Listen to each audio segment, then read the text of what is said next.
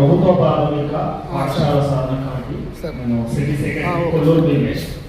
అయితే ఇప్పుడు క్యూర్ బిల్లులో ఇంద్రమ్మ ఇల్లు 3 కార్పొరేషన్లు కడుతున్నారు కదా, ఆ ఇంద్రమ్మ ఇల్లు కట్టే ప్లేస్ లో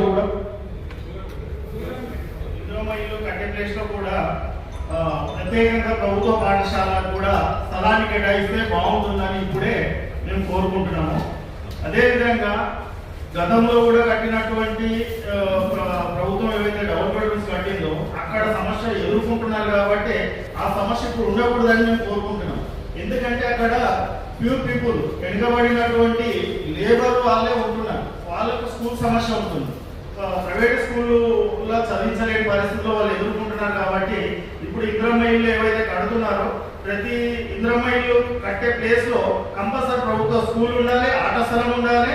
అదేవిధంగా అక్కడ సరిపడా స్ట్రెంత్ తగ్గట్టు ఉపాధ్యాయులను కూడా కేటాయించాలి. ఇంకోటి ఏంటంటే స్పోర్ట్స్ కూడా పిల్లలకి ఆడించే విధంగా ప్రత్యేక బిల్లులో లేవు. ఇవన్నీ కూడా మేము దానికి కావాలని మేము కాబట్టి మేము డిమాండ్ చేస్తాము. ప్రభుత్వానికి కూడా మేము ఈ విషయాన్ని మేము ముందు స్థాయిగా తీసుకెళ్ళడానికి కూడా మా వంతు ప్రయత్నం చేస్తాము. అదేవిధంగా ప్రస్తుతం ఉన్నటువంటి ప్రభుత్వ పాఠశాలలో మౌలిక సదుపాయాలు కూడా కల్పించాలి.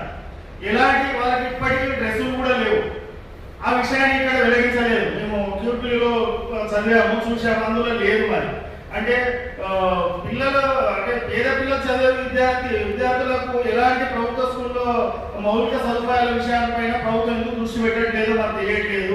వాటిపైన ప్రత్యేక దృష్టి పెట్టాలని, అదేవిధంగా ఇప్పుడు గవర్నమెంట్ కట్టుతున్నటువంటి బిల్డింగ్ల దగ్గర కూడా ఆట స్థలం అనేది ప్రత్యేకంగా ఉండాలి. పిల్లలకు ఆడుకోవడానికి స్థలం లేకుండా అయిపోతుంది రాను రాను. అదొకటి దృష్టిలో పెట్టుకొని గవర్నమెంట్ చేస్తుందని చెప్పేసి మేము కోరుకుంటున్నాము. ఈ క్యూర్ బిల్లు పైన రౌండ్ టేబుల్ సమావేశం ఏర్పాటు చేసినటువంటి సిద్ధరాజ్ సార్ గారికి ప్రత్యేక ధన్యవాదాలు.